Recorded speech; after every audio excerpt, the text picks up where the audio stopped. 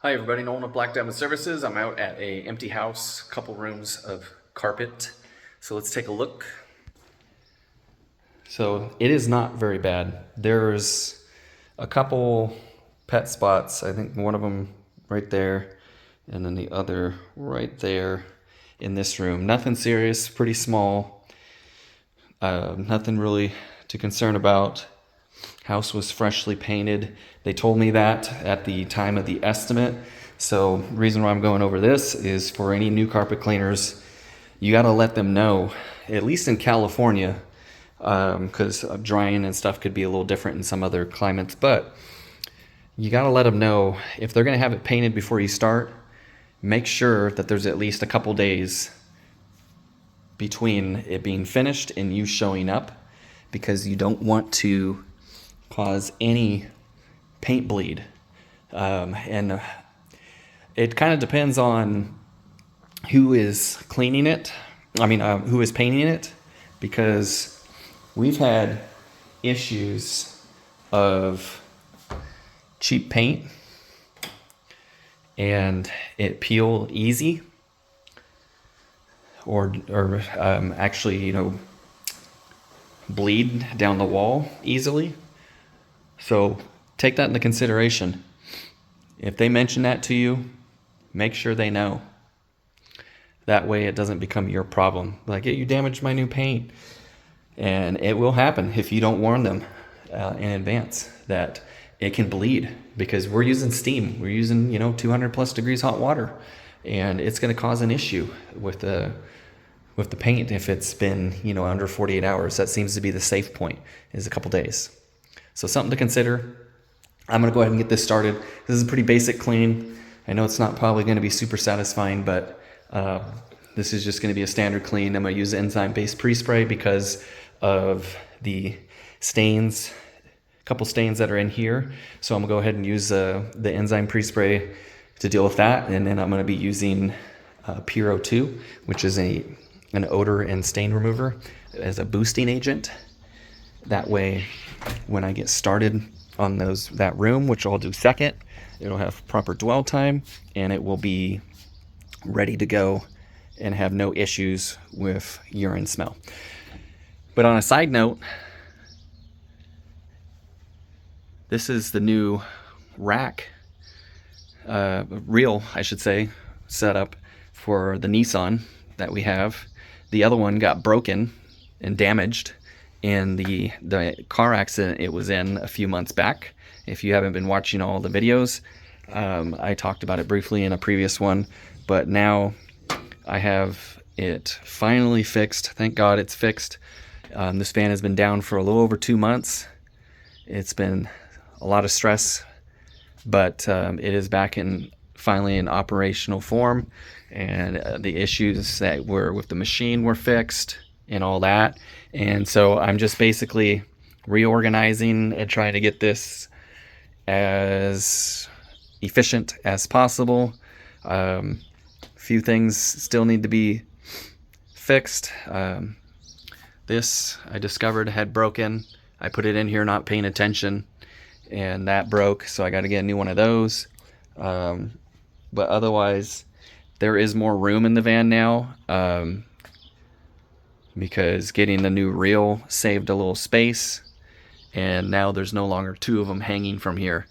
If you recall, in any of my videos before, there were two of them here, which is better because I was able to be more efficient in the setup and have everything a little more open. So now I can actually get the buffer in here. I'm gonna find somewhere to put this, because this is a 1.5 inch whip. That is usually what it's referred to, and it's for attaching to your tile wand, because most tile wands that I'm aware of usually use 1.5 inch, and this hose here is 2 inches. So you got to take that end off and attach that to it so you can adjust it for your tile wand. And then there are some upholstery tools that are 1.5 inch too, but if you get the Sapphire Scientific upholstery tool like we run, then you don't have to worry about that. It's actually got a 2 inch attachment on it. And then I run the machine basically on low setting when doing tile or upholstery because you don't need as much suction when you're doing that as you do carpet cleaning. So this is the new setup so far. Hopefully to figure out some more things to make it a little bit more efficient. For now, my pop-up door has to sit up there. It's too long or too tall to stand straight up in here. In its old position, used to be around the side here and fit there, but now that's unfortunately taken up. So I'm kind of refiguring everything out so that everything's not perfectly the way I want it to make it as efficient as possible. But yeah, I just thought of this on the fly about talking about it as soon as I walked back out here. So thankfully, not a huge amount of damage was done that we can tell. I'm still crossing my fingers that there's no internal damage from the impact that is going to affect this machine down the line. There's no way to know that without taking things completely apart, which is a heck of a job. But I am crossing my fingers that the stuff that got replaced, like the hose reel, is as minor as it gets for damage and stuff. So yeah, I'm just thankful that it's back on the road so we can get it busy. So I'm going to be doing a little bit more videos here and there.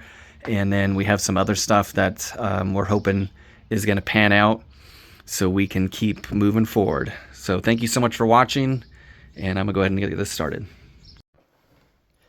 Empty canister, let's get it going. Uh-oh. New house to them, and this outlet is not working. Let's see if it's just the top one or if it's top and bottom. Oh, bummer. Looks like they have an outlet that needs to be fixed. Let's see if this one works. Oh no. Well, there's power here because the lights were on. Maybe they have it disconnected over here. I try and, when there's a cable spot right outside the door,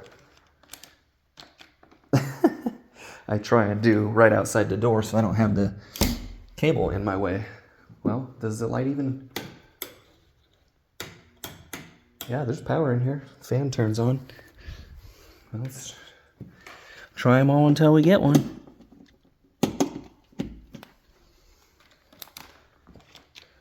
Well, this ain't good. Power may be off to this bedroom, which is odd because the fan turned on.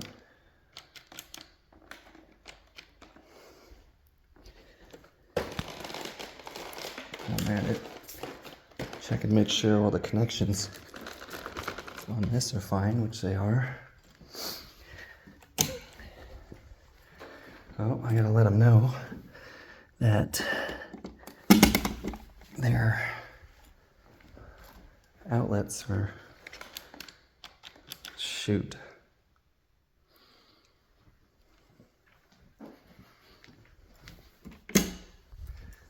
All right, let's see. We got light. Let's hope for the bathroom one is on. I find it interesting that all the outlets are no good. Oops.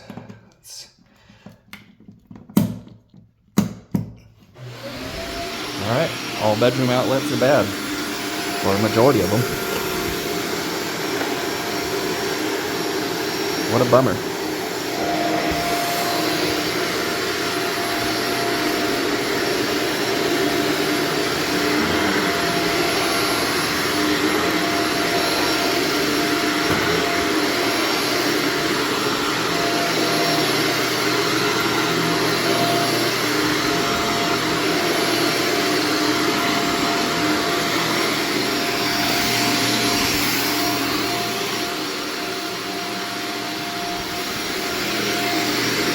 Just in case that's needed for something.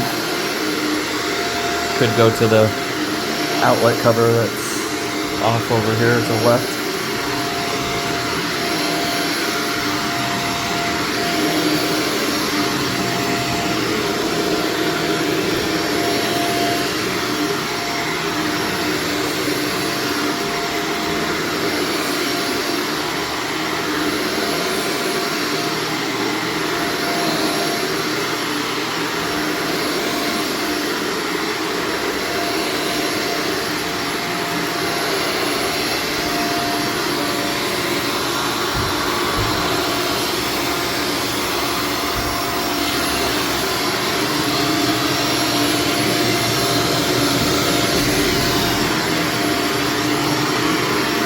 edge the sides here afterwards.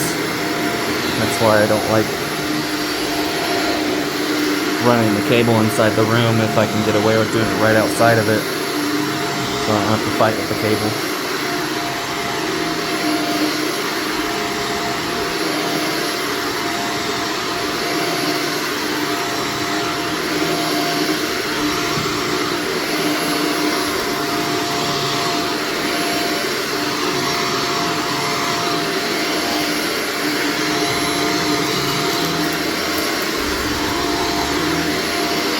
This is why if I had somebody paint for me, I wouldn't tell them that the carpets are getting clean, because I don't know how many times I've ran into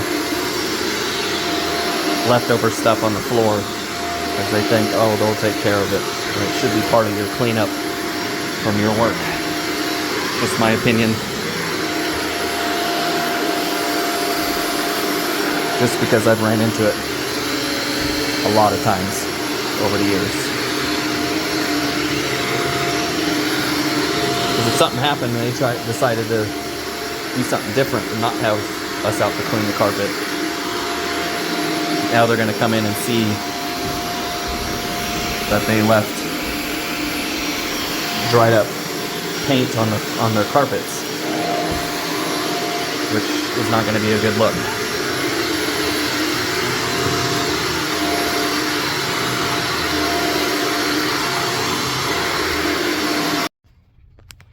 Okay, so remember I talked about using an enzyme-based pre-spray, so that's the BioPro 10K on the left, and then the Puro 2 as a booster on the right. So this one's not too bad. So I'm going to be using kind of the standard mixture ratio, which these scoops here are 2 ounces each.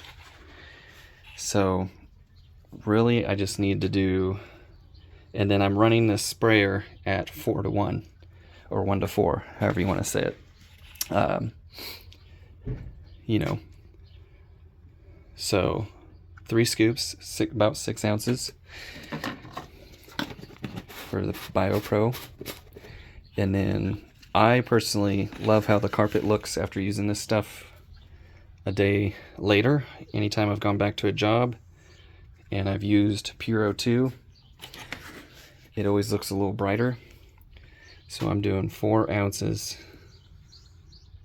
of that, and then mix everything up and give it a good pre-spray across the whole thing, and then CRB and extract.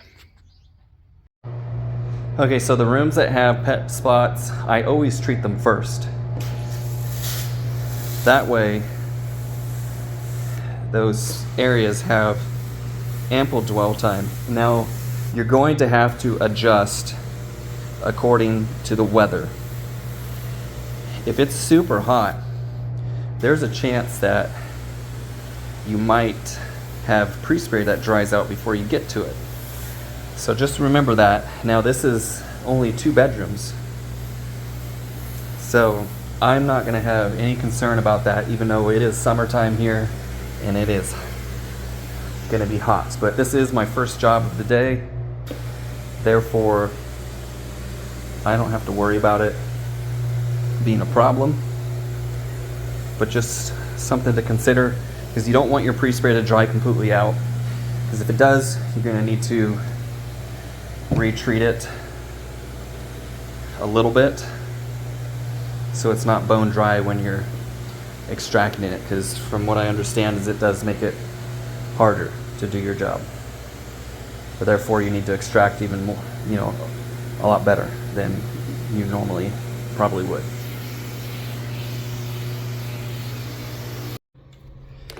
Another thing, if you haven't noticed that I do, before I start the CRB, I tilt it on its side.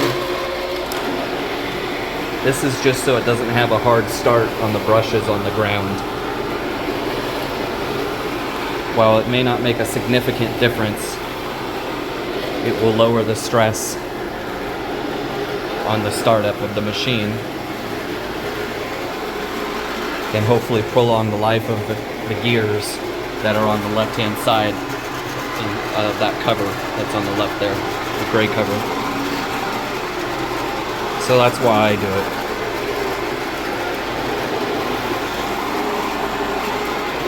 Because with these things being over $2,000 now, and just replacement gears is like $150, $180.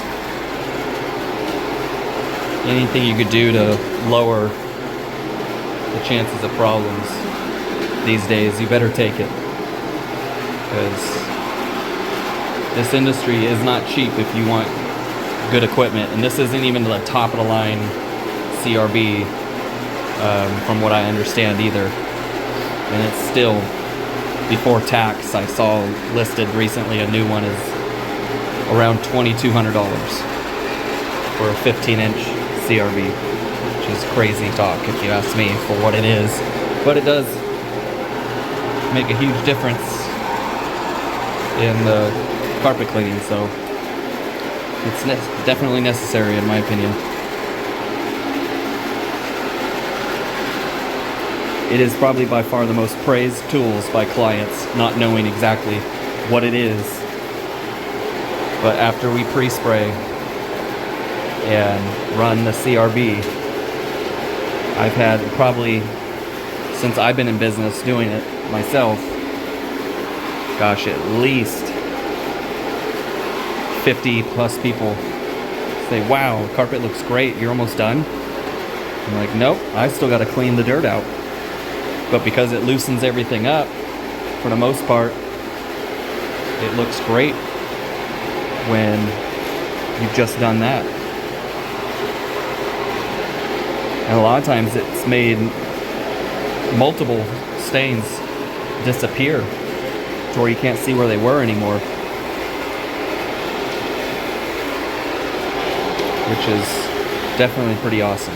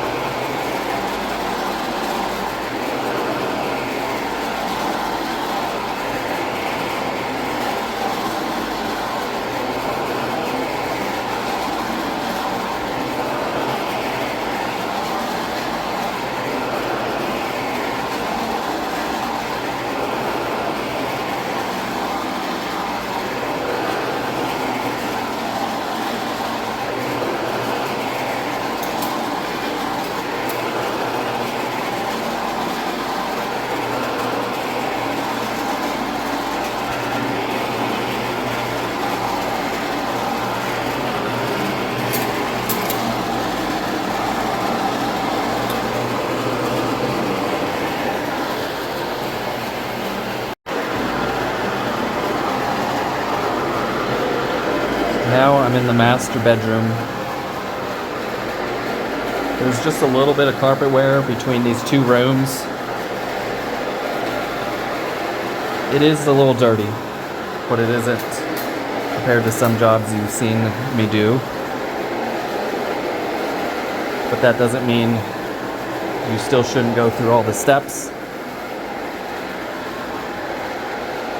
because there could be deep down soil.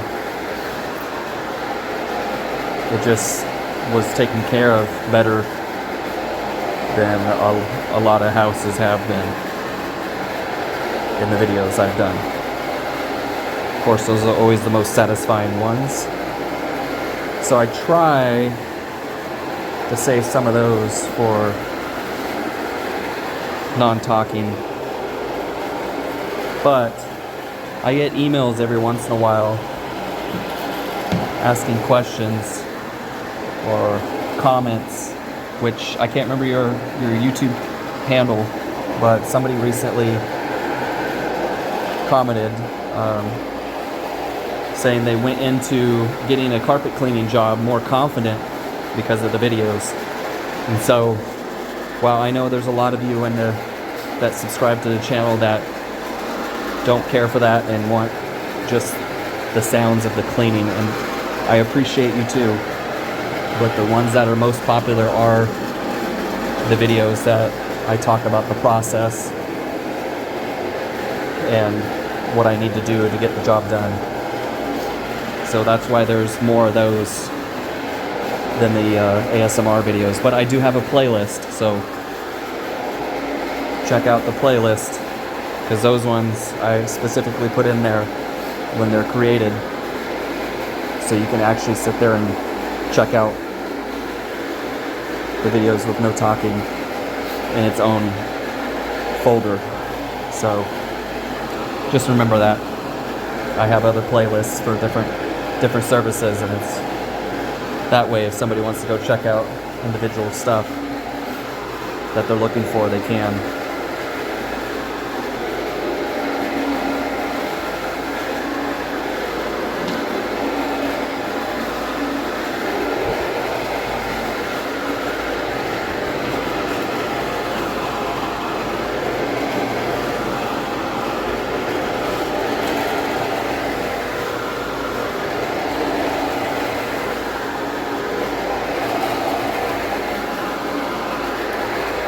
So there's the CRB finished product. It already looks pretty good.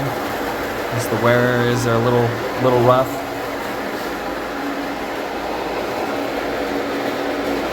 One way, now this carpet may not do it, but one way to know if it's a wear pattern or if it's just soil, some carpets, if the soil or the wear pattern is bad enough, the CRB will actually move one direction on its own because the fibers are worn out. So it's grabbing in between them differently than, say, over here, where see it's not budging at all. I showed this once in an old video, and unfortunately this carpet's not in terrible shape, so it's not going to really do it. But it would normally start doing this, where it would move either direction depending on the carpet. And that was one way that I showed that the fibers were worn. And you could do this trick with a piece of paper and a pencil, the way it will glide across the carpet when you roll the pen around on the paper. There's probably a video somewhere out there on YouTube that you could see it, but that's how I've shown people it's a wear pattern. Or as you can see how the fibers look more opened up compared to over here. It's nice and tight where a piece of furniture was sitting and nobody walked. That's one way to tell them also. Another small tip while I'm thinking about it, always have a towel and wrap it around your cord, because this is sitting on pre-sprayed carpet, right? So you got some stuff on the line. I always take it and hold on to it while I wrap my cable power cord back around the CRB.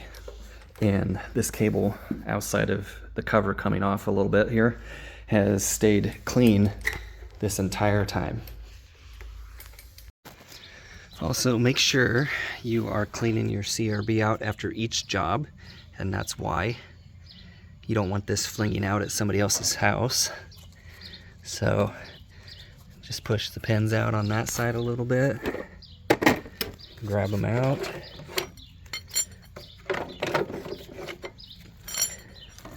pull your brushes out,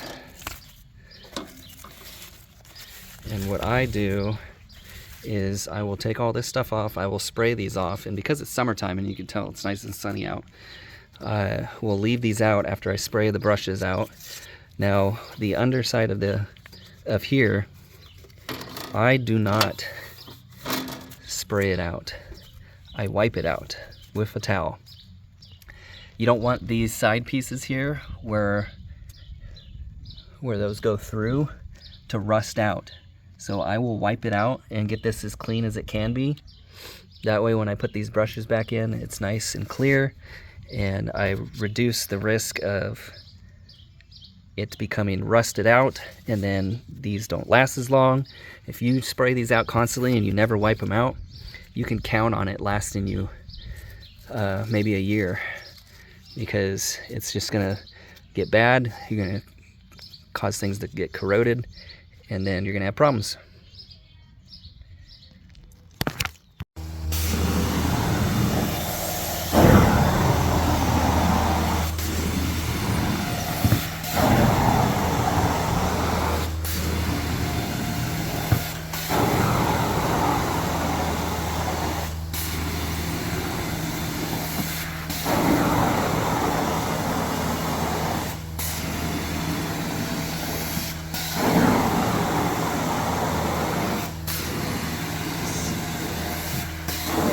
So far, no excessive dirt passing through the wand that I can see on the top of the sight glass.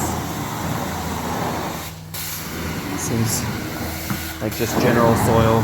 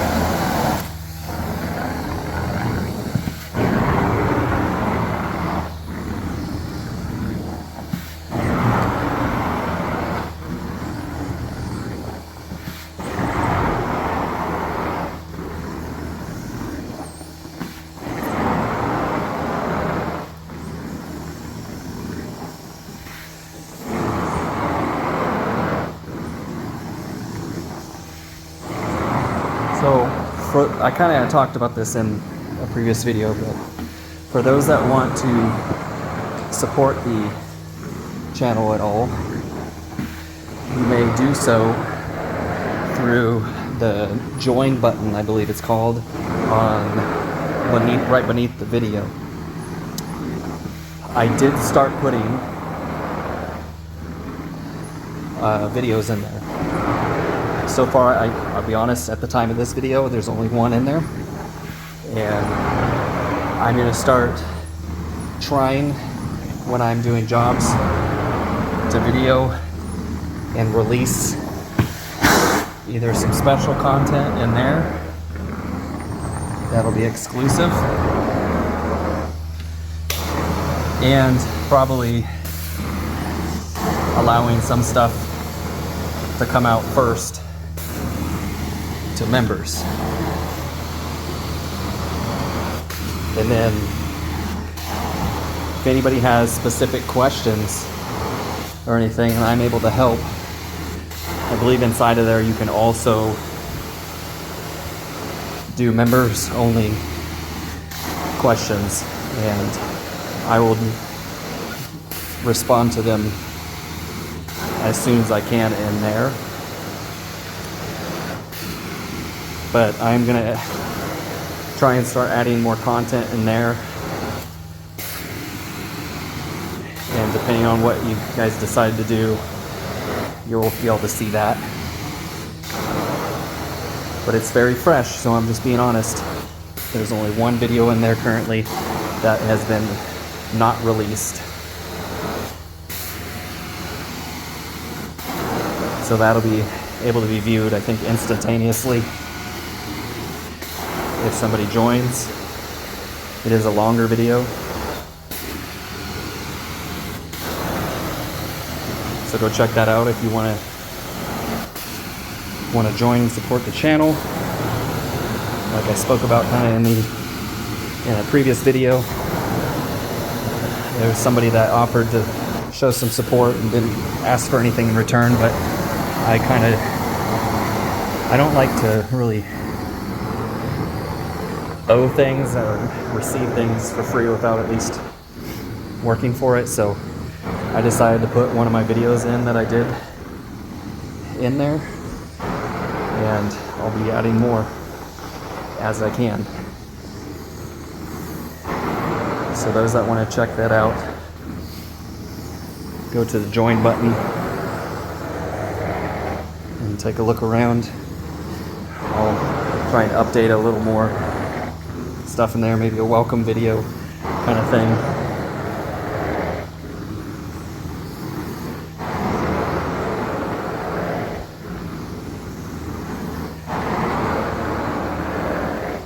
This carpet's a little tough to push through, but part of it is because of how strong this machine is. But it just means that the carpet's going to be drier faster. So I don't know when they plan on moving in. but I want them to come by later today if they do and be like, wow, it's already pretty dry or feels dry to the touch.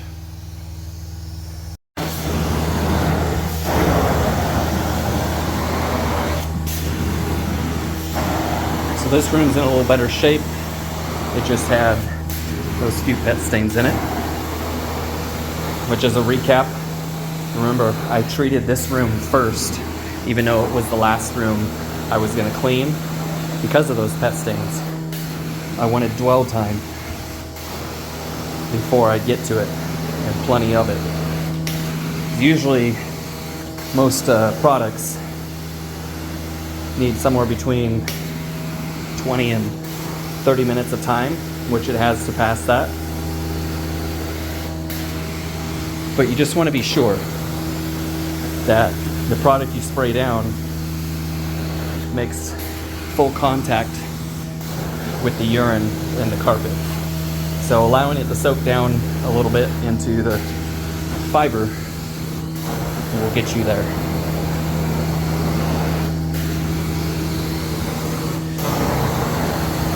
Now, if you don't, well, regardless if you have a big truck mount like the one I'm operating out of right now or not, I definitely advise that you get a subsurface tool, whether it's the little hand one or the bigger one that you can stand on that's got a big plate on it, because you're going to run into some bad pet urine one time and it's not in the cards to pull the carpet out. So it'll be in your best interest to flush it using that so you can get as much of it out of the carpet as possible, because it's also going to help pull moisture from beneath the carpet and can make it so it doesn't come back, which is a high probability if your machine doesn't have a lot of power and you're just using a carpet wand to do it. Now you'll have to probably do a ton of extracting and dry passes to compensate for it, but I don't have to use the tool a lot. But nonetheless, it's great to have that tool for when that problem arises. Because when I deal with cat urine jobs, which isn't as often as pet urine jobs in my area, I've had some where I used that and went through my steps and never got a call back. No odor issue, no resurfacing, nothing like that. Whenever I go through all those steps, no problems.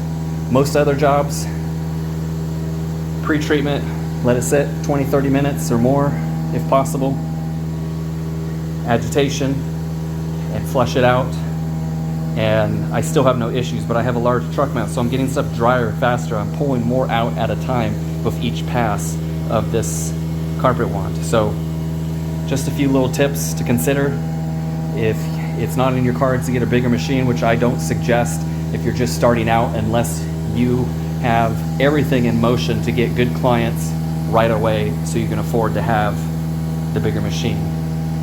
I'm gonna be honest, my next one or two is probably going to be a used one that somebody might be getting out of the business, and it's in great condition, for example, and will save me a ton of money. This way I can grow a little faster and get to where I want, and then after that I can go ahead and get one more bigger machine that's meant for all around commercial, residential, dual wanding and all that stuff. So don't go out buying $100,000 setup right away out the gate. I didn't do that on my first one. My first one was kind of close. It was 80 grand with everything, but the van was used, the machine was new, and all the equipment and everything put into it was brand new. And we did fine. We didn't struggle. But unless you've got marketing and everything down pat and you're getting customers right away, that's a huge expense to take on and be getting one job a day or less because you're brand new. It takes time to build up your clients, to get 5-star reviews, etc. So people look at it and be like, wow, these guys or this guy must be good. Look at all those 5-star reviews. So you got to make sure you've done your research, implement systems to where you can get reviews. If you if that's not in the cards, to pay for automation like we have, then call them. Call them the next day, or ask them if they're okay with you sending them a link to your Google listing, or whichever one you prefer, to leave a review. I mean, there was a few times when I started out and I asked them if they could leave me a review, and they said yes.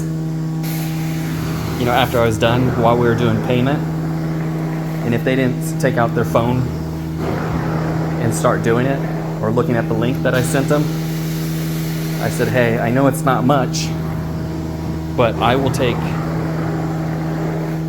take $5 off your bill if you take a minute to leave me an honest review based on the work I did. And I said at the end of the job, okay? I want that to be clear, because you need to earn them. Don't buy them outright. Hey, I'll take some money off this if you give me a positive review. Make sure you're earning it. That's important, at least to me.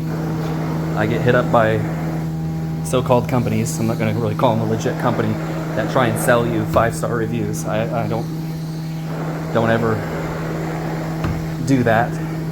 In my opinion, that's not honest.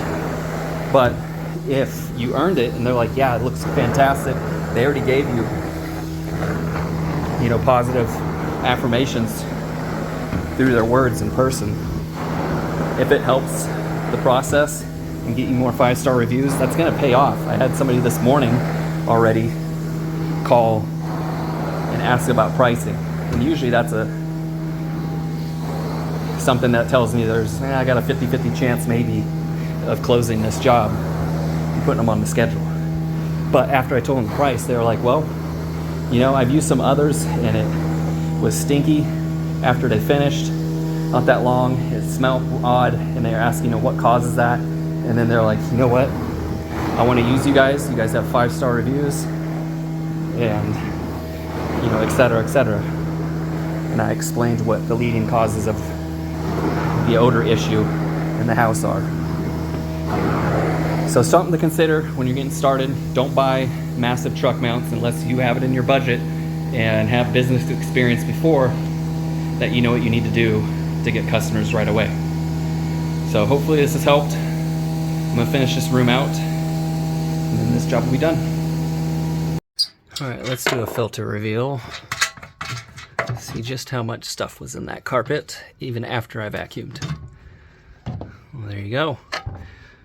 Decently dirty, and that other stuff that you're seeing, the brighter color, is loose carpet filaments from normal wear and tear. So, not terrible, but certainly dirty. Thank you so much for watching. Hope you enjoyed this one. Leave a comment down below if there's something I said that was helpful. I appreciate you guys. I'll see you again in the next video.